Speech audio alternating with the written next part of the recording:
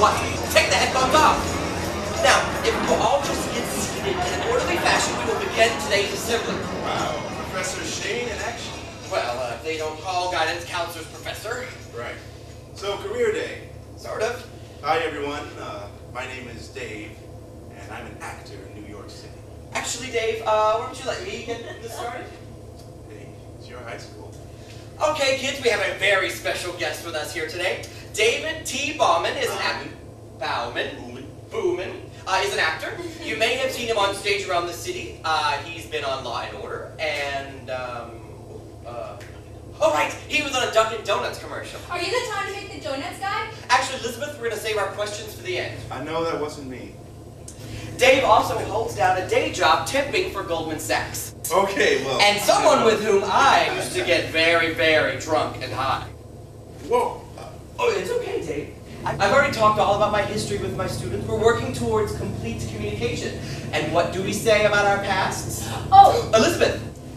There's no shame in our past mistakes as long as we learn from them. Good. Yeah, so I was thinking, instead of me sitting here talking about acting, we could break up into a few groups, and Professor Shane here could help me run a few improv warm-ups. Actually, Dave, I'm not quite done with your introduction. Okay, it's your stage. Dave here was one of the most promising students at NYU's Tisch School of the Arts, and he did a series of small, no-budget plays after graduation where I met him. Good old days, paying our dues, which is exactly what any of you kids are going to have to do if you want a career in acting. Are you predisposed to drug and alcohol abuse because you're black? Elizabeth, that is completely inappropriate. I think you owe David an apology. Sorry, Mr. T. Booman. It's all right, Elizabeth. It's just that last week we had a heroin addict and he was black too. Now, the fact that Dave happens to be an African-American has nothing to do with his predilection towards drugs and alcohol. However, the fact that both of his parents have undergone treatment, more than once, for alcohol dependency does put Dave at a high statistical likelihood that he will experience problems with drugs and alcohol. Oh! Yes? Is that genetic or environmental? Nobody is certain, but researchers do believe... Shane, could we go ahead and get on with the theater talk? Please. All right.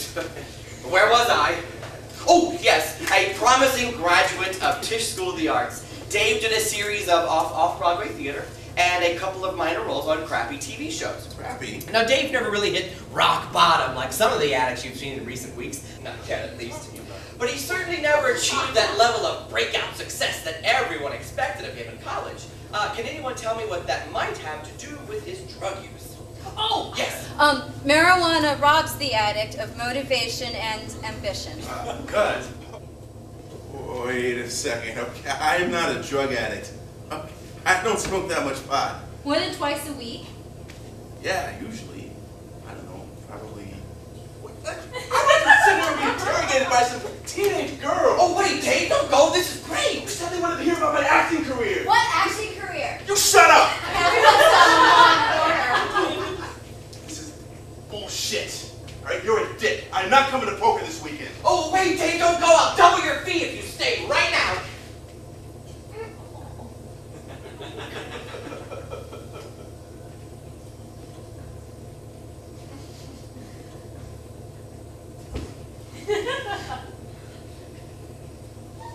How long?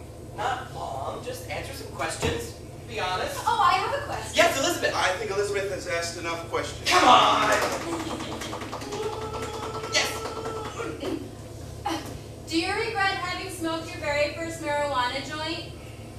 Well, to be honest, it's not really a major part of my life.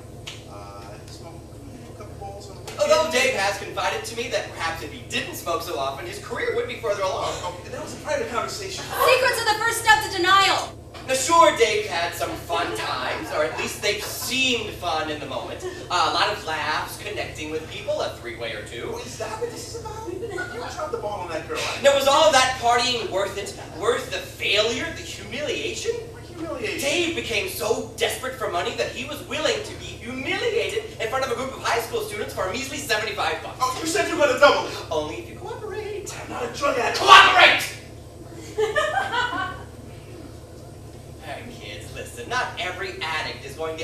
like Shaky Henry, who you met at last week's assembly. Sometimes a functioning addict can seem like a normal member of society, who never quite lives up to his or her full potential. I want to be paid in cash. Now sure, Dave here is never going to kill anyone or rob a 7-Eleven, probably. But think of him before you light up that first blunt. Jumping from day job to day job, performing comedy in the back room of some dive bar, spending a quarter of your income on pot and an internet subscription to TeenPeak.com. Okay, that's enough. Fuck you. Fuck you and your lame scared Watch the marijuana addict. Fuck you and your No, he's not going to get violent or anything, but he's certainly going to get righteously indignant. Something's always wrong, but you sure are going to fix it. Ha! Big kid, Yeah. want to get high? Yeah.